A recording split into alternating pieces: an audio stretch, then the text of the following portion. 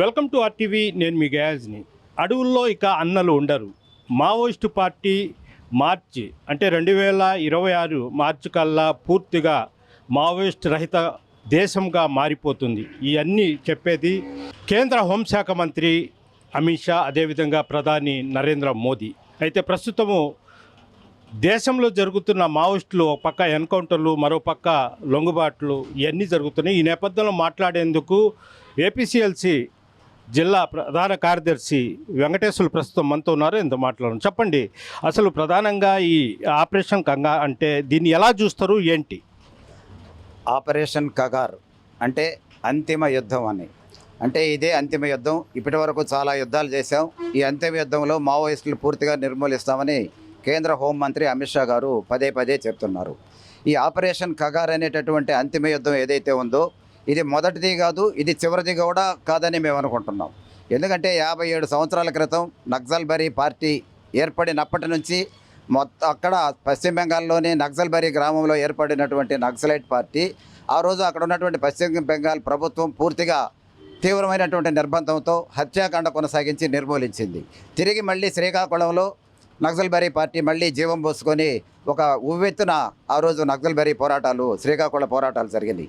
అనేక ప్రాంతాల నుంచి, నెల్లూరు నుంచి కూడా రాజారామరెడ్డి లాంటి ఆ రోజుల్లో ఎంటెక్ చదివినటువంటి, అంటే 69, 60, 70ల్లో ఎంటెక్ చేసినటువంటి పెద్ద పెద్ద డాక్టర్లు, ఇంజనీర్లు, లాయర్లు, పెద్ద పెద్ద మేధావులంతా కూడా ఆ ఉద్యమంలో పాల్గొని ఆ రోజు కూడా శ్రీకాకుళం ఉద్యమం పైన తీవ్రమైనటువంటి నిర్బంధం, అనేక మంది మొత్తం సెంట్రల్ కమిటీ నాయకత్వం కూడా తుడిచిపెట్టకపోయినటువంటి పరిస్థితి. ఆ రోజు కూడా మొత్తంగా నిర్మూలించామని పాలక వర్గాలు చెప్పాయి. తిరిగి మళ్ళీ సిరిసిల్ల, జగిత్యాల జైత్రయాత్ర పేరుతో మళ్ళీ తెలంగాణ ప్రాంతంలో నక్సలైట్ మూవ్మెంట్ ఉవ్వెత్తున వచ్చినటువంటి విషయం మనం తెలుసు. ఉత్తర తెలంగాణ, దక్షిణ తెలంగాణ మొత్తంగా కూడా ఉమ్మడి ఆంధ్రప్రదేశ్, నల్లమల, ఆంధ్ర ఒరిస్సా బార్డర్ మొత్తం అన్ని ప్రాంతాల్లో కూడా నక్సలైట్ మూవ్మెంట్ ఆ రోజు వచ్చింది. 2004లో శాంతి చర్చలకు వచ్చిన తర్వాత రాజశేఖర రెడ్డి ముఖ్యమంత్రిగా ఉన్న టైంలో మళ్ళీ తీవ్ర నిర్బంధం రావటం, అనేక మంది వాళ్ళు చనిపోవడం కూడా జరిగింది. తిరిగి ఆ ఉద్యమం ఆంధ్ర ఒరిస్సా బార్డర్కి, ఇటు దండకారణ్యానికి విస్తరించి ఈరోజు దాదాపు 18 రాష్ట్రాలు, 180 జిల్లాల్లో ఈరోజు ఆ ఉద్యమం విస్తరించినటువంటి పరిస్థితి.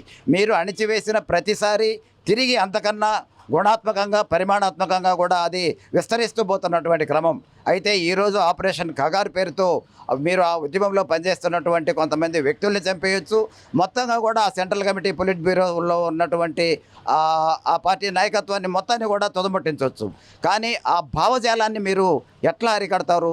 ఈ దేశంలో 140 కోట్ల మంది ప్రజలు ఉన్నంత వరకు, 140 కోట్ల మంది ప్రజలకు అనేక సమస్యలు ఉన్నంత వరకు ఆ సమస్యల కోసం ప్రజలు పోరాటాలు చేస్తూనే ఉంటారు. అది మావోయిస్టు పార్టీ పేరు కాకపోవచ్చు, కానీ ప్రజా ఉద్యమాలు అనేటటువంటి ఖచ్చితంగా ఉంటాయి. మావోయిస్టులు అనేటటువంటి వాళ్ళు సమస్య కాదు, సమస్యలకు పరిష్కారం అనేటటువంటి విషయాన్ని ప్రభుత్వం గుర్తించాలి. ఈరోజు అనేక మంది ఆయుధాలతో సహా సరెండర్ అవుతున్నారు. ఇటీవల మనం చూసాం, ఆ పార్టీ పొలిట్ బ్యూరో సభ్యుడు సోను, అంటే మల్లోజుల వేణుగోపాల్ అనే తన అనుచరులు 70 మందితో ఆయుధాలతో వచ్చి సరెండర్ అయ్యారు. అదేవిధంగా ఇటీవల తర్వాత కాలంలో తక్కెళ్లపల్లి వాసుదేవరావు ఆశర్ణ అనేటటువంటి అతను దాదాపు 208 మంది, ప్రత్యేకంగా అందులో 100 మంది మహిళలు ఉన్నారు. వాళ్ళందరూ వచ్చి కూడా ఆయుధాలతో సరెండర్ అయ్యారు. ఈ క్రమంలో ఆ పార్టీ నుంచి మీరు అడిగినట్లు ఒక లెటర్ కూడా వచ్చింది, వీళ్ళంతా కూడా ఉద్యమ ద్రోహులు అని. అయితే వాళ్ళు ఉద్యమానికి ఏం ద్రోహం చేశారనేటటువంటిది ఇంటర్నల్గా మనకు తెలియకపోవచ్చు, కానీ మనకు కనిపించేటటువంటిది వాళ్ళు ఆయుధాలతో వచ్చి ప్రభుత్వానికి ఆయుధాలు అప్పగించటం. బయట ఉన్నటువంటి ప్రజాస్వామికవాదులు కానీ, ప్రజాతంత్రవాదులు కానీ, లేదా విప్లవ అభిమానులు కానీ ప్రధానంగా ఈరోజు అడిగేది, వాళ్ళు పోయేటప్పుడు వెపన్ తీసుకొని వెళ్ళాల, అక్కడికి పోయిన తర్వాత అక్కడ పార్టీ వాళ్ళకి వెపన్ ఇచ్చింది, తిరిగి మీరు రావాలనుకున్నప్పుడు ఆ వెపన్ని పార్టీకి సరెండర్ చేయాలి. ఇది సహజ న్యాయ సూత్రం. వాళ్ళు ఇచ్చినటువంటి వెపన్తో వచ్చి మీరు ప్రభుత్వానికి అప్పగించడం అంటే ఇది ద్రోహంగా వాళ్ళు భావిస్తున్నారేమోనని బయట ఉన్నటువంటి మాలాంటి ప్రజాస్వామికవాదులు కావచ్చు, హక్కుల సంఘాల్లో పనిచేసేటువంటి వాళ్ళు సహజంగా అనుకునేటటువంటి విషయం. ఏది ఏమైనా ఆయుధాలు ప్రభుత్వానికి సరెండర్ చేయడం అనేటటువంటిది, నేను ఇచ్చినటువంటి వస్తువును నువ్వు వెళ్ళిపోయేటప్పుడు నాకు ఇచ్చిపోవాలా? మరి ఎంతకాలం ఉద్యమంలో పనిచేసి మీరు ఏమి నేర్చుకున్నారు? ప్రజలు మిమ్మల్ని ఎట్లా నమ్మాలా? రేపు మీరు ప్రజల దగ్గరికి వెళ్ళినా కూడా వాళ్ళ వస్తువులు తీసుకొని తిరిగి ఇస్తారనే నమ్మకం ఏముంది? ఇది ఒక నైతికతకు సంబంధించినటువంటి విషయం. కాబట్టి ఇంకోటి అంటే 2018 నుంచి ఎన్కౌంటర్లో కావచ్చు, అదేవిధంగా కొంతమంది లొంగిపోవడం కానీ, మొత్తం మీద పార్టీ బాగా బలహీనపడింది, పార్టీ బాగా దెబ్బతినింది. అయితే చివరి దశలో అంటే ఆక్సిజను అందక ఆ స్టేజ్లో ఉంది మావోయిస్టు పార్టీ అనేది వినికిడి. బీజేపీ ప్రభుత్వం అయితే బావుటంగానే చెప్తా ఉంది. ఇక్కడ ప్రధానంగా మనం చూస్తే దండకారణ్య ప్రాంతంలో లక్షల కోట్ల బిలియన్ డాలర్లు విలువ చేసే ఖనిజ సంపద ఉంది. వందల వేల సంవత్సరాలుగా ఆ ఖనిజ సంపదను కొల్లగొట్టేందుకు ప్రభుత్వాలు బహుళజాతి కంపెనీలు కన్నేసినా అక్కడ ఉన్నటువంటి మావోయిస్టు పార్టీ ఆధ్వర్యంలో పనిచేస్తున్నటువంటి గిరిజన ఉద్యమాలు దీన్ని అడ్డుకుంటూ వస్తున్నాయి. కానీ ఈరోజు బీజేపీ ప్రభుత్వం అధికారంలోకి వచ్చిన తర్వాత ఎట్లయినా సరే ఆదివాసీల్ని చంపైనా లేదా అడవి నుంచి బయటికి తరలించైనా ఈరోజు అక్కడ ఉన్నటువంటి ఖనిజ సంపదని బహుళజాతి కంపెనీలకు అప్పగించాలని దాదాపు 20-25 కంపెనీలతో ఎంఓయూలు కుదుర్చుకొని ఈరోజు అక్కడ 12 లక్షల సైన్యాన్ని దించారు. ఒక 3 రోజుల క్రితం కాశ్మీర్లో ఉన్నటువంటి బార్డర్ సెక్యూరిటీ ఫోర్స్ 80,000 మందిని జార్ఖండ్ కూడా తరలించినట్టు పత్రికల్లో మనం వార్తలు వచ్చినాయి. అంటే ఇంతగా ఎందుకు చేస్తున్నారంటే అక్కడ ఉన్నటువంటి ఖనిజ సంపదని వెంటనే అక్కడ ఉన్నటువంటి కార్పొరేట్ మైనింగ్ కంపెనీలకు ఇచ్చేయాలి. ఇప్పటికే ఆలస్యమైంది. ఇప్పటికే కొన్ని కంపెనీలు మైనింగ్ ప్రారంభించినాయి. దాదాపు 7-8 లక్షల చెట్లు నరికేసినాయి. ఇంకా లక్షలాది చెట్లు నరికేసేదానికి ప్రభుత్వం అనుమతులు ఇచ్చింది. ఈరోజు దండకారణ్యం అనేటటువంటిది భారతదేశానికి ఊపిరితిత్తులు లాంటిది. అంటే భారతదేశంలో ఉన్నటువంటి ప్రజలకు ఆక్సిజన్ అందించేటటువంటి దండకారణ్యమే ధ్వంసమైపోతే భవిష్యత్తులో ఆక్సిజన్ను కూడా అదానీ అంబానీలు వ్యాపారం చేసేటటువంటి పరిస్థితి. ఒక దెబ్బకు 2 పెట్టాలన్నట్టు అక్కడ ఖనిజ సంపదను కొల్లగొట్టడం, అదేవిధంగా ఆక్సిజన్ను కూడా వ్యాపారం చేసి భవిష్యత్తులో మనం ఆక్సిజన్ సిలిండర్ వెనక తగిలించుకొని తిరగాల్సినటువంటి పరిస్థితి రాబోతుంది. అక్కడ ఉన్నటువంటి ఆదివాసీలను చంపినా, ఆ ఆదివాసీలకు నాయకత్వం వహిస్తున్నటువంటి మావోయిస్టు పార్టీ నాయకత్వాన్ని లేదా కేడర్ని చంపినా అది బలహీనపడదు. తాత్కాలికంగా భౌతికంగా బలహీనపడినా ఆ భావజాలం అనేటటువంటిది ఈరోజు ప్రపంచవ్యాప్తంగా విస్తరిస్తున్నటువంటి పరిస్థితి మనం చూసాం. గతంలో ఆ పార్టీ ఆల్ ఇండియా సెక్రటరీ నంబాళ్ళ కేశవరావును చంపినప్పుడు దాదాపు 46-47 దేశాల్లో ఆయన్ను స్మరించుకుంటూ సంతాప సభలు జరిగినాయి. అంటే ఆ భావజాలం ఈరోజు ప్రపంచవ్యాప్తంగా విస్తరిస్తున్నటువంటి పరిస్థితి. ఎందుకంటే సమస్యలకు పరిష్కారం అది అని ప్రజలు కోరుకుంటున్నారు. ఆ సమస్యల్ని పరిష్కరించకుండా ఆ వ్యక్తుల్ని చంపడం ద్వారా ఆ ఉద్యమాన్ని బలహీనపరచగలం అనేటటువంటిది అది కేవలం భ్రమ. ఈ 57-58 సంవత్సరాలుగా ఈ చరిత్రలో రుజువైనటువంటి సత్యం. అదేవిధంగా ప్రపంచ ఉద్యమాల చరిత్రలో కావచ్చు, ప్రపంచ కమ్యూనిస్టు ఉద్యమాల్లో చరిత్రలో కావచ్చు, ఎప్పుడు కూడా ఉద్యమాలని భౌతికంగా అణిచివేసినంత మాత్రాన ఆ ఉద్యమం బలహీనపడదు. ఆ ఉద్యమం మరింత వేగంగా మరింత గుణాత్మకంగా విస్తరిస్తుందనేటటువంటిది చరిత్ర చెప్పినటువంటి సత్యం. అయితే పౌర హక్కుల సంఘం కార్యకర్తలుగా హక్కుల ఉద్యమంలో పనిచేస్తున్నటువంటి వాళ్ళగా మేము ఒకటే కోరుతున్నాం ప్రభుత్వాలని, వాళ్ళు ఆయుధాలు పట్టుకోవాల్సినటువంటి అవసరం ఎందుకు వచ్చింది? ప్రజాస్వామిక పోరాటాలకు చట్టబద్ధ పోరాటాలని మీరు చట్ట వ్యతిరేకంగా అణిచివేయటం వల్లనే వాళ్ళు ఈరోజు ఆయుధాలు పట్టుకొని చట్ట వ్యతిరేకంగా మన రాజ్యాంగం దృష్టిలో చట్ట వ్యతిరేకంగా పనిచేస్తున్నారు. చట్టబద్ధంగా వాళ్ళని పనిచేయనివ్వండి. గతంలో పనిచేశారు విద్యార్థి సంఘాలు, యువజన సంఘాలు, రైతు కూలి సంఘాలు, జననాట్య మండలి చట్టబద్ధంగానే పనిచేశారు. ఆయుధాలు లేవు. మరి ఆ పరిస్థితి నుంచి ఆయుధాలు పట్టుకోవాల్సిన పరిస్థితి ప్రభుత్వాలు కల్పించింది. అందుకే వాళ్ళు ఇప్పుడు మేము చర్చలకు వస్తాం, అన్ని విషయాలు మాట్లాడుకుందాం, ఆయుధాలు అప్పగించే విషయం కూడా చర్చల్లోనే మాట్లాడుకుందాం అని చెప్తున్నా. చర్చలకు లేవు, చావు ఒకటే మార్గం. మీతో మాటలు లేవు, మీకు మరణం ఒకటే మార్గం అనేటటువంటి పద్ధతుల్లో కేంద్ర హోంమంత్రి మాట్లాడటం, కేంద్ర హోంమంత్రి మాటల ఈరోజు చట్ట వ్యతిరేకం కాదా అని మేము అడుగుతున్నాం. 2026 మార్చి 31 కల్లా మిమ్మల్ని చంపేస్తాం, ఎవరిని మిగిలిస్తామంటారు? ఒక హోంమంత్రి మాట్లాడే మాటలేనా ఇవి? ఒక హంతకుడు మాట్లాడే భాష హోంమంత్రి మాట్లాడుతున్నాడంటే ఇది ప్రజాస్వామ్య దేశం అని మేము అడుగుతున్నాం. కాబట్టి ప్రభుత్వం ఎప్పటికైనా వాళ్ళతో మిగిలినటువంటి వాళ్ళ కేంద్ర కమిటీ సభ్యులతోనైనా చర్చలు జరిపి ఈ సమస్యకి పరిష్కారం కనుక్కోవాలి. ఆయుధాల విషయాన్ని కూడా ఆయుధాలు వదలమని చెప్పండి, ఆయుధాలు వదిలే విషయం కూడా చర్చల్లో మాట్లాడుకుందామని వాళ్ళు అంటున్నారు. కాబట్టి చర్చలు జరపాలి, అక్కడ కూంబింగ్ ఆపాలి, చర్చలకు వచ్చేందుకు వాళ్లకు అక్కడ ఒక డెమోక్రటిక్ స్పేస్ కల్పించాలని పౌర హక్కుల సంఘంగా మేము డిమాండ్ చేస్తున్నాం. అదేవిధంగా సాయుధ పోరాటం రకరకాల విధంగా పోరాటాలు జరుగుతున్నాయి. అయితే మావోయిస్టు పేరుతో ఇప్పుడు జరిగే ఇది కూడా సాయుధ పోరాటం అని భావించుకోవచ్చా? ఖచ్చితంగా వాళ్ళు చెప్పింది దీర్ఘకాలిక సాయుధ పోరాట పంద. అంటే దీర్ఘకాలిక సాయుధ పోరాట పంద అనేటటువంటిది భారతదేశం వ్యవసాయక దేశం. 170 మంది వ్యవసాయం పైన ఆధారపడి గ్రామీణ ప్రాంతాలపైన ఆధారపడినటువంటి దేశంలో ఒక దీర్ఘకాలిక సాయుధ పోరాటం. పలానా సంవత్సరానికి నరేంద్ర మోడీ చెప్పినట్టు పలానా టయానికి మేము ఈ దేశంలో సోషలిజం స్థాపిస్తామని వాళ్ళు చెప్పడంలే. ఇది ఒక దీర్ఘకాలిక సాయుధ పోరాటం. గ్రామాలని విముక్తి చేసుకుంటూ పట్టణాలను చుట్టుముట్టి అనేటటువంటిది చైనాలో మావో ఏదైతే అవలంబించాడో అటువంటి సాయుధ పోరాటం అని వాళ్ళు చెప్తున్నారు. ఇది సాయుధ పోరాటం అని వాళ్ళు చెప్తున్నప్పుడు కాదని మనం అనటానికి మనం ఎవరు? ఇది సాయుధ పోరాటమే. కాకుంటే ఈరోజు లక్షలాది మంది ప్రజలు, కోట్లాది మంది ప్రజలు ఆ భావజాలాన్ని సమర్థించేటటువంటి వాళ్ళు ఉన్నారు. ఆయుధాలు పట్టుకున్నటువంటి వాళ్ళు కొద్దిమందే కావచ్చు, కానీ దాన్ని సమర్థించేటటువంటి కోట్లాది మంది ప్రజలు ఈరోజు భారతదేశంలో ఉన్నారు. దేశవ్యాప్తంగా కూడా దీన్ని సమర్థించేటటువంటి వాళ్ళు ఉన్నారు. ఖచ్చితంగా ఆయుధాలు పట్టుకోవాల్సిన అవసరం రాకుండా ప్రభుత్వాలు చేయాలి. ప్రభుత్వాలు ఆయుధాలతో వాళ్ళ ఉద్యమాలను నడుచున్నప్పుడు వాళ్ళు ఆత్మరక్షణ కోసం ఆయుధాలు పట్టుకున్నామని వాళ్ళు చెప్తున్నారు. కాబట్టి దీన్ని ఇప్పటికైనా ప్రభుత్వం ఒక శాంతి భద్రతల సమస్యగా, సామాజిక, ఆర్థికీయ, రాజకీయ, సాంస్కృతిక సమస్యగా దీన్ని భావించి ఆ విధంగా చర్చల ద్వారా పరిష్కరించుకుంటే సమాజంలో శాంతి నెలకొంటుంది. సమాజంలో శాంతి ఉన్నప్పుడే అభివృద్ధి అనేటటువంటిది కూడా జరుగుతుంది. దీనికి ప్రజాస్వామిక వాతావరణం అనేటటువంటిది దేశంలో ఉండాలని హక్కుల సంఘంగా మేము అభిప్రాయపడుతున్నాం. ఇంకోటి అంటే ప్రధానంగా ఫస్ట్ మావోయిస్టు పార్టీని 2026 కల్లా పూర్తిగా ఇచ్చేసి తర్వాత వేరే కమ్యూనిస్టు పార్టీలు దాని అనుబంధ సంస్థలైన పౌర హక్కుల సంఘం కావచ్చు, రచయితల సంఘం కావచ్చు, రకరకాల మొత్తాన్ని కూడా మళ్ళీ దాని మీద ఉక్కుపాదం మోపే ప్రమాదం ఉందని మీరు భావిస్తున్నారా? ఈరోజు కేంద్ర ప్రభుత్వం చెప్తున్నటువంటిది అడవుల్లో ఉన్న మావోయిస్టుల కన్నా అర్బన్ మావోయిస్టులు చాలా ప్రమాదకరం. అంటే ప్రభుత్వాల్ని ప్రశ్నించే ప్రతి ఒక్కరూ వాళ్ళ దృష్టిలో మావోయిస్టులే. ప్రభుత్వాలు చేసేటటువంటి ప్రజా వ్యతిరేక విధానాలని మౌనంగా భరించటము ఈరోజు వాళ్ళు కోరుకుంటున్నటువంటిది. కానీ ప్రజలు సమస్యలు ఉన్నంత వరకు ప్రశ్నించటం అనేటటువంటిది, ప్రతిఘటించటం అనేటటువంటిది, పోరాటం అనేటటువంటిది ప్రతి జీవికి ఉన్నటువంటి సహజ స్వభావం. పుట్టిన ప్రతి బిడ్డ కూడా ఆకలికి ఏడుస్తాడు. అంటే పాలు కోసం అతను చేసే పోరాటమే ఆ ఏడుపు. అట్లా జీవి సహజ లక్షణమే పోరాటం. మరి ఆ పోరాటాలని అణచేస్తామంటే ఈ మొత్తం సమాజాన్ని శ్మశానం చేసి ఈ సమాజంలో ఒక శ్మశాన నిశ్శబ్దాన్ని ఏర్పాటు చేయాలనుకుంటున్నారా? మనుషులందరినీ జైల్లో పెట్టి లేదా మనుషులందరినీ చంపి మీరు ఈ దేశ సంపదను కార్పొరేట్లుగా అప్పజెప్పి మీరు ఏ పరిపాలన చేయాలనుకుంటున్నారని మేము అడుగుతున్నాం. అయితే మీరు అన్నట్టు కొంతమంది వ్యక్తుల్ని రకరకాల కుట్ర కేసుల్లో నిర్బంధించవచ్చు, కొంతమందిని గుర్తు తెలియని వ్యక్తుల రూపంలో చంపించవచ్చు. ఏది ఏమైనా కూడా ఇది సమాజంలో ఒక అశాంతికి దారితీస్తుంది. చివరకు ఈ మధ్యకాలంలో మనం చూసాం, నేపాల్ కానివ్వండి, శ్రీలంక కానివ్వండి, బంగ్లాదేశ్ కానివ్వండి, ప్రజల్లో అసహనం పెరిగిన తర్వాత అసహనం అనేటటువంటిది ఒక ప్రెషర్ కుక్కర్ లాగానో లేదా ఒక మందు పాత్ర లాగానో ఏదో ఒకరోజు బళ్ళున పేలేటటువంటి పరిస్థితి ఉంది. ఆ పరిస్థితులు రానివ్వకుండా ప్రజలు ఏమైతే కోరుకుంటున్నారో, ప్రజల యొక్క ప్రజాస్వామిక ఆకాంక్ష ఏమిటో వాటిని అర్థం చేసుకొని ప్రభుత్వాలు పరిష్కరిస్తే భవిష్యత్తులో అటువంటి పరిస్థితులు రాకుండా ఉంటాయనేటటువంటిది మా అభిప్రాయం. నక్సలిజం అని బుట్టి దాంట్లోంచి వచ్చింది. అది ఆ నక్సలిజం బుట్టి 56 సంవత్సరాలు అయింది.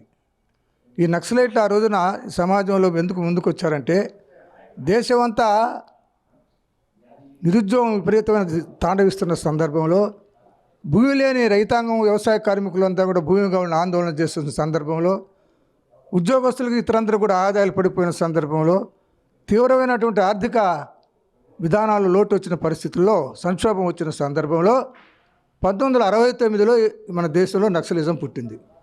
ఈ నక్సలిజం యొక్క ఉద్దేశం వాళ్ళు ఏంటంటే, ఈ దేశంలో ఉన్న సంపద వనరులన్నీ కూడా ప్రజల చేతుల్లోకి, ప్రభుత్వం చేతుల్లోకి తీసుకొని సంపద సృష్టించి సమాజాన్ని సమంగా పంపకం చేస్తేనే దేశం అభివృద్ధి చెందద్దు అనేది ఆ రోజు యువకులు నక్సలైట్లు చాలామంది ఉద్యమంలోకి వచ్చారు. ఇంజనీరింగ్ పాస్ అయిన వాళ్ళు వచ్చారు, పెద్ద పెద్ద ఎంఎస్ పాస్ అయిన డాక్టర్లు వచ్చారు, మేధావులు, లాయర్లు అందరూ కూడా ఈ ఉద్యమాన్ని ప్రారంభించారు. తర్వాత అది ఆ రోజున మేము చెప్పాం, దుందుడు సరిగా పోబాకండి, ప్రజానీకాన్ని ఎడ్యుకేట్ చేసి మనం ప్రజల చేత ఆందోళన చేయిస్తాం అనుకున్న సందర్భంలో యువకులు తొందరపాటు చర్యగా పోయి నక్సలిజాన్ని చేపట్టారు. వాళ్ళు ఉద్యమాన్ని కొనసాగిస్తున్నారు. దాని ఫలితంగా అక్కడక్కడ కూడా భూస్వాముల్లో కానీ కొన్ని పోలీస్ యంత్రాంగాలు ఇతరులు కూడా కొంత జాగ్రత్తగా ఉంటూ వచ్చారు. ఇప్పుడు బీజేపీ అధికారంలోకి వచ్చిన తర్వాత దేశంలో అనేక రుగ్మతలు ఉన్నాయి. వాళ్ళే పలుచోట్ల మత ఆవేశాలు రెచ్చగొడుతున్నారు, చిన్న చిన్న విషయాలు కూడా రెచ్చగొడుతున్నారు.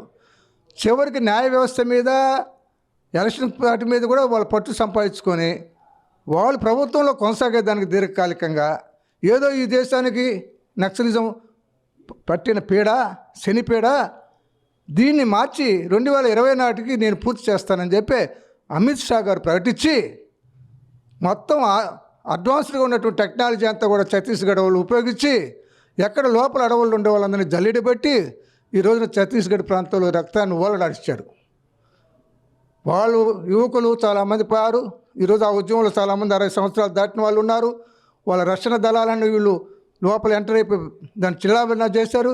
ఈ సందర్భంలో నక్సలైట్లోనే వెనక ముందులాడే సందర్భంలో ఒక 200 మందిని మొదటిసారిగా పట్టుకొచ్చి లోపల పెట్టి రోజుకు 10 మందిని తక్కువ చంపి ఇదిగో నక్సలైట్లు ఎన్కౌంటర్, ఇదిగో నక్సలైట్లు ఎన్కౌంటర్ అంటూ ప్రకటన చేస్తూ వచ్చింది రాష్ట్ర ప్రభుత్వం, కేంద్ర ప్రభుత్వాలు. ప్రకటన చేసినప్పుడల్లా ఏదో ఒక దేశం మీద యుద్ధానికి పోయి మన దేశం ఆ యుద్ధంలో విజయం సాధించినట్టుగా అమిత్ షా గారు ప్రకటన అయిపోయింది నక్సలైట్ల పని. ఇదిగో నేను చెప్పాను మార్చి 26కి పూర్తి చేస్తాను, 26 మార్చికి లేకుండా చేస్తానని ఆయన ప్రకటనలు ఇవ్వటం చూస్తుంటే ఇది హాస్యాస్పదంగా ఉంది. ఈ దేశంలోనే ఒక ప్రాంతంలో సమాజంలో పట్టిన రుగ్మతలు పీడించేదానికి వ్యతిరేకంగా దాన్ని పోగొట్టుకునే దానికి వచ్చినటువంటి యువకుల మీద, వృద్ధుల మీద నీ మొత్తం యంత్రాంగాన్ని, పోలీస్ యంత్రాంగాన్ని, మిలిటరీని అందరినీ పెట్టి జల్లెడ పట్టించి ఆ రకంగా వాళ్ళ మీద దాడులు చేస్తూ ఏదో ఇతర దేశాలకు పోయినప్పుడు అప్పుడు విజయం సాధించినట్టు చెప్పడం కూడా సరైన విధానం కూడా కాదు. నేను అభిప్రాయం ఏంటంటే ఈరోజు కూడా ఈ దేశంలో సంపద వనరులన్నీ కూడా కొద్దిమంది చేతుల్లో ఉన్నాయి. ఆ వనరులన్నీ కూడా ప్రభుత్వ స్వాధీనం చేసుకొని వచ్చి దాన్ని ఒక సంపద సృష్టించి సంపద పంపకం సరిగా చేసే రోజు మాత్రమే నక్సలిజం పోతుంది. లేకపోతే నక్సలిజాన్ని పోగొట్టాలన్నా లేదు మావోయిజాన్ని తరిమేయాలన్నా అది అమిత్ షా వల్ల కాదు, లేకపోతే మోడీ గారి వల్ల కాదు, ఇంకొకరి వల్ల కాదు. సమాజంలో ఉన్నటువంటి అసమానతలు పోతేనే అవి వెనక్కిపోతాయి. దానికి మార్గం వెతకకుండా, ఈ దేశంలో నిరుద్యోగాన్ని పోగొట్టేదానికి మార్గం వెతకకుండా, ఈ దేశంలో వ్యవసాయ రంగానికి బతికిచ్చేదానికి మార్గం వెతకకుండా మొత్తం వనరులన్నీ కూడా పెద్ద పెద్ద సంపన్నుల చేతుల్లో పెట్టి చూడండి, నిన్న మొన్న పత్రికల్లో 10 మంది చేతుల్లో దరిదాపు ఎన్ని లక్షల కోట్ల ఆస్తి నిమిత్తమైందో పత్రికల్లో చూస్తూనే ఉన్నాం. ఒకవైపు సంపద అంతా కొద్దిమంది చేతుల్లో పోతున్నది, మరోవైపు కొనుగోలు శక్తి లేకుండా పోతున్నది, తలసరి ఆదాయం లేకుండా పోతున్నది. ప్రభుత్వ వనరులు, ప్రజల వనరులన్నీ కూడా పెద్ద పెద్ద పరిశ్రమల చేతికి చేస్తున్నారు. ఈ రకమైనటువంటి ఆర్థిక విధానాలు అవలంబిస్తూ తాత్కాలికంగా నక్సలిజాన్ని మేము అంచేస్తామంటే ఇది సాధ్యం ఇది కాదని నేను అభిప్రాయపడుతున్నాను. ఇంకొకటి అంటే దేశంలో భారతీయ జనతా పార్టీ అధికారంలో వచ్చిన తర్వాత కమ్యూనిస్టులు బాగా బలహీనపడ్డారు. ఫస్ట్ విడత మావోయిస్టుల పార్టీ పూర్తిగా 2026 కల్లా పూర్తిగా కనుమరుగైపోతుంది. తర్వాత సిపిఎం కావచ్చు, సిపిఐ కావచ్చు, ఈ కమ్యూనిస్ట్ పార్టీలు కూడా పూర్తిగా కనుమరుగైపోతారు, ప్రజలు మర్చిపోతారనేది కూడా వాళ్ళు పదే చెప్తున్నారు. అవును వాళ్ళ ఉద్దేశం కూడా ఏంటంటే మొదట ఆయుధాలు పట్టుకున్నటువంటి నక్సలైట్ని నిర్మూలింపజేసినట్టు చేసి తర్వాత ఈ దేశంలో ప్రోగ్రెసివ్ యూస్గా ఉండేవాడు కమ్యూనిస్టులే కానివ్వండి, అభివృద్ధి భావాలు ఉన్నటువంటి అనేక మంది రచయితలని, లేకపోతే లాయర్స్ని, డాక్టర్లని, ఎన్ని మందినో రకరకాల కేసులు పెట్టి అందరిని జైలులో పెట్టి వాళ్ళు చనిపోయే విధంగా ప్రవర్తింపజేస్తూ ఆ రకంగా క్రమేణా జర్మనీలో హిట్లరు ఏ రకంగా స్వతంత్ర యోధుల పట్ల, ఆ దేశపై అభిమానం ఉన్న వాళ్ళ పట్ల కొన్ని వేల మందిని ఊచకోసారో ఆ రకంగా భవిష్యత్తులో భారతదేశంలో వామపక్ష ఉద్యమాన్ని దెబ్బతీసేదానికి ఒక ప్లాన్ చేసుకొని ఆయన వస్తున్నాడు. ఆ అవగాహన నాకైతే వ్యక్తిగతంగా కొంత ఆలోచన ఉంది. ఇప్పుడు ముందు నక్సలైట్లు, తర్వాత మా మీద కూడా వచ్చే అవకాశం ఉంది. ఇది సాధ్యమయ్యేది కాదు, ఇది తాత్కాలికమైన విషయమే. ప్రజల్లో ఏ రోజున అసమ్మతి నిప్పులాగా ఉంది. నాయకత్వాలు వచ్చే వాళ్ళు వస్తే ముందుకు వస్తే ప్రజలు ఒకనాటికి తిరగబడతారు. ఆ రోజున కమ్యూనిస్టులు ఎక్కడ బోలా బతుకున్నారు. చెట్టు మొదలు కాచుకొని ఉన్నట్టు ఒకవేళ ప్రజల్లో, ఇది ప్రజాస్వామిక దేశం, ప్రజల్లో తీవ్రమైన అసంతృప్తి వచ్చినప్పుడు అనేక రాయితీలు ప్రకటిస్తారు. ఆ రాయితీల భ్రమంలో పడి ప్రజలు మీ వెంబడి వస్తున్నారు. మీరు ఎన్ని రోజులు ఈ భ్రమంలో పెడతారో ప్రజలకు అర్థం కాదు.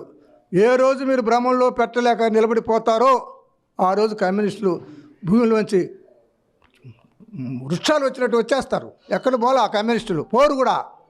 చెట్లు మొదలు ఖర్చు పెట్టుకొని ఉన్నట్టు ఉన్నాం మేమంతా కూడా. మా వెంబడి జనం రాలేదని అనుకోబాకండి. జనం మనసులో ఎవడు ఏం చేస్తున్నారో తెలుసు. విధులేని పరిస్థితుల్లో వాళ్ళు మీ వెంబడే ఉన్నారు. జనానికి యొక్క బాధలన్నీ తీరితేనే మమ్మల్ని వదిలిపోతారు. జనంలో బాధలు ఉన్నంతకాలం మేము కమ్యూనిస్టు జనంలో బతుకుంటాం. మేము ఎక్కడికి పోము.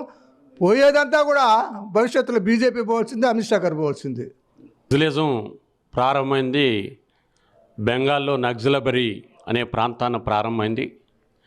మన ఆంధ్ర రాష్ట్రంలో శ్రీకాకుళంలో పెద్ద ఎత్తున భూస్వాములకు వ్యతిరేకంగా ఆ రోజు నక్సలిజం బయలుదేరింది. అనేక గ్రామాల్లో భూస్వాములకు వ్యతిరేకంగా, భూస్వాములు పేదలు పడేటువంటి బాధలకు వ్యతిరేకంగా నక్సలిజం తయారైంది. దానికి అనేక మంది కలిసి మావోయిస్టు పార్టీగా ఈరోజు తయారైంది. అయితే ఈ ప్రభుత్వం ఈ కగారు పేరుతో కర్రిగుట్ట కగారు అనే పేరుతో ఈరోజు అణిచేసేదానికి మావోయిజాన్ని ప్రయత్నం చేస్తుంది. అనేక మందిని కాల్చి చంపేసిన పరిస్థితి. అంటే ముందుగా అరెస్టులు చేసి నలుగురినో ఒకరోజు ఆ విధంగా నాయకత్వాన్ని కూడా ఈరోజు చంపేసిన పరిస్థితి ఉంది. అనేక మందిని బెదిరించి కొంతమంది సరెండర్ అవుతున్నారు. అయితే టిప్పు తిరుపతి కానీ వాళ్ళ నాయకత్వం హెడ్మా కానీ వీళ్ళను పట్టుకునేదానికి ఈ దేశంలో ఉన్నటువంటి ఇతర దేశాలతో యుద్ధం చేసేటువంటి విధంగా ఈ దేశంలో ఉన్నటువంటి ప్రజల మీద యుద్ధం చేయటం అనేటువంటిది ఇది సరైనటువంటిది కాదు. అనేక సందర్భంలో చర్చలకి మేము వస్తామన్నా కానీ దాన్ని ఈ ప్రభుత్వం బీజేపీ అటు దాన్ని అంగీకరించలేదు. అందువల్ల హోంమంత్రి కానీ ప్రధానమంత్రి కానీ దీన్ని అంగీకరించలేదు. ఇది చాలా అనేక మంది మేధావులు ప్రజాతంత్రవాదులు చర్చల ద్వారా పరిష్కారం చేయాలనేటువంటిది అన్నారు. మనం గతంలో చూసాం. చర్చల ద్వారా పరిష్కారం అంటే ఆ రోజు ఆంధ్ర రాష్ట్రంలో ఉన్నటువంటి కాంగ్రెస్ ప్రభుత్వం ఉన్నప్పుడు కాంగ్రెస్ ఆ రోజు చర్చలు పిలిచింది. చర్చలు పరిష్కారం కాల. అంటే ముంగీస్కి పిల్లికి ఎట్లా ఉందో సంబంధం ఈ ప్రభుత్వాలు అంగీకరించవు. భూస్వామి వ్యవస్థని ఏదైతే పేదలకు భూములు పంపిణీ చేసిన రోజున ప్రజలకు అందరికీ సౌకర్యాలు ఉంటే ఈ నక్సలిజాన్ని అణచిలేవు. ఈ ప్రభుత్వం ఈరోజు కూడా ఏదైతే పేద ప్రజలుగా ఉన్నటువంటి భూములన్నీ కార్పొరేట్ శక్తులకి ఈరోజు ఇస్తున్నారు. అందువల్ల బీజేపీ ప్రభుత్వం వచ్చినాక ప్రధానంగా ఈ పేదల భూములన్నీ కార్పొరేట్లకి ఇప్పించటం కానీ లేదా జ్యుడిషియల్లో కూడా వాళ్ళ పాత్ర, ఎన్నికల్లో కూడా ఈరోజు ఉదాహరణ బీహార్ చూసాం. వాళ్ళు గెలిచేదానికి 65,000 మంది ఓటర్లను తొలగించారు. సుప్రీంకోర్టు జోక్యం చేసుకున్నప్పుడే కొంత మరలా ఓటర్లు చేరేదానికి అవకాశం వచ్చింది. అంటే మళ్ళీ అధికారంలోకి వచ్చేదానికి వాళ్ళు ఈ అడ్డదారులు దొక్కేదానికి ప్రయత్నం చేస్తున్నారు. అందువల్ల ఈ కగార్ అనే పేరు మీద ఈరోజు ఏదైతే వాళ్ళ మీద దుర్మార్గంగా అణిచేసేదానికి ప్రయత్నం చేస్తున్నారు, ఇది సాధ్యం కాదు. ఖచ్చితంగా విప్లవం ఉంటుంది. అది ఈ ప్రభుత్వం వల్ల సాధ్యం కాదని మేము తెలియజేస్తున్నాం. వాళ్ళు సమాంతర ప్రభుత్వాన్ని ఏర్పాటు చేశారు. ఈరోజు అణచివేయచ్చు, కానీ మళ్ళీ రిక్రూట్మెంట్ అవుతారు, మళ్ళీ పునర్నిర్మాణం జరగద్దనేటువంటిది పత్రికల్లో వస్తుంది. అందువల్ల ఏ రోజు కూడా బీజేపీ ప్రభుత్వం అనుకున్నట్టు రేపు 26కి మార్చి దానికి క్లోజ్ చేస్తామన్నారు, నిర్మూలిస్తామన్నారు. అది సాధ్యం కాదని ఈ సందర్భంగా తెలియజేస్తున్నాం. అదేవిధంగా ఆదివాసులకు సంబంధించిన సంపద అనుకుంటున్నారు అందరూ. అంటే అసలు ఆ సంపద ఏంటి? ఆ సంపద కొల్లగట్టడానికి ఎవరు ప్రయత్నాలు చేస్తున్నారు? ఏం జరుగుతుంది? ఎందుకు వాళ్ళు పోరాటం? ఆదివాసులు ఈరోజు కూడా వాళ్ళకు అండగా ఉండారు. అయితే వాళ్ళ అండగా ఉండారనే వాళ్ళ మీద అనేక రకాలుగా ఇబ్బందులు పెడుతున్నారు. ఈరోజు ఆదివాసులందరినీ దండకారణ్యం నుంచి తరివేసి ఆడ ఉండేటి వనరులు, అనేక గనులు, అనేక రకాలైనటువంటి సంపదని కార్పొరేట్ శక్తులకు ఇచ్చేదానికి ఈరోజు ఇది నిర్మూలించేదానికి ఈ ప్రభుత్వం ప్రయత్నం చేస్తుంది, బీజేపీ ప్రభుత్వం. ఇది దుర్మార్గమైనటువంటిది. అందువల్ల గతంలో కూడా అలాంటి ప్రయత్నం చేసినప్పుడు వాళ్ళు నక్సలైట్లు ఎదుర్కొన్నారు, వామపక్షాలు ఎదుర్కొన్నాయి. అందువల్ల ఈ ప్రమాదాన్ని గుర్తించి వాళ్ళు ఆడ ఉండేటువంటి స్కూళ్ళు పెట్టారు, వాళ్ళకి విద్యను అందించారు, అనేక మందికి వైద్యం అందించారు, ప్రభుత్వం చేయలేని పనులు చేశారు. అందువల్ల వాళ్ళని అణిచేసేదానికి ఇది సాధ్యం కాదు. వనరుల్ని అక్కడ ఉండేటే వనరులను కూడా తీసుకుపోయేదానికి మళ్ళీ నిర్మూలించేదానికి నువ్వు ఎంత నిర్మూలించినా మళ్ళీ పుడుతుంది, మళ్ళీ పునర్నిర్మాణం జరగద్ది, ఎదుర్కొంటారు బీజేపీ ప్రభుత్వాన్ని. ఇంకొకటి అంటే ఇటీవల కాలంలో కొంతమంది మావోయిస్టులు కూడా లొంగిపోవడం జరిగింది. అయితే నిన్న ఒక లెటర్ కూడా మావోయిస్టు పార్టీ వాళ్ళు కూడా వీళ్ళు పార్టీకి ద్రోహం చేశారు, విప్లవ పార్టీకి ద్రోహం చేశారు. అంటే సిపిఎం పార్టీ నుంచి ఇట్లా వెళ్ళిపోయే వాళ్ళని ఎలా చూస్తారు? మీరు ఎలా చూస్తారు? మల్లోజుల వేణుగోపాల్ కానీ బసవరాజు వీళ్ళని లొంగిపోయినా ఉద్యమాన్ని నాయకత్వం ఒకరిద్దరు పోయినంత మాత్రం ఉద్యమం కొనసాగద్ది. సిపిఎం పార్టీగా మేము కూడా వామపక్ష ఉద్యమాన్ని నిలవాలనేటువంటిది, బీజేపీ ప్రభుత్వం ఇలాంటి ప్రయత్నాలు మానుకోవాలి. వామపక్ష శక్తులని దాన్ని బలపరుస్తున్నాయి. ఇది వాళ్ళకి పట్టుకొని కేసులు పెట్టి జైలుకు పంపించచ్చు, కానీ మీరు హత్య చేయటం ఇది సరైనటువంటిది కాదు. రాబో కాలంలో బీజేపీ ప్రజలు బుద్ధి చెప్తారని ఈ సందర్భంగా తెలియజేస్తున్నాం. Okay, thank you. ఇది పరిస్థితి. అంటే దేశంలో అసమానత ఉన్నంత కాలం కమ్యూనిస్టులు ఎక్కడికి పోరు, కమ్యూనిస్టులు వెనుక ప్రజలు ఉన్నారు. ఏదో ఒక రోజు ప్రజలు ఇలాంటి బీజేపీ లాంటి ప్రభుత్వాన్ని కూడా తిరగబడే ప్రమాదం కూడా లేకపోలేదని కూడా కమ్యూనిస్టు నేతలు అయితే చెప్తున్నారు. వీడియో ప్రదీప్తో గయాజ్ RTV నెల్లూరు నుంచి. తెలుగులో ఫాస్టెస్ట్ న్యూస్ ఇప్పుడు కొత్త అవతారంలో 5 సెకండ్లోనే పూర్తి వార్తా సమాచారం మీ చేతిలో. సోషల్ మీడియా ట్రెండ్స్ మీ కళ్ళ ముందుకే live TV and voice search ఆప్షన్స్తో ఇప్పుడే డౌన్లోడ్ చేయండి. యాప్ లింక్ డిస్క్రిప్షన్లో ఉంది.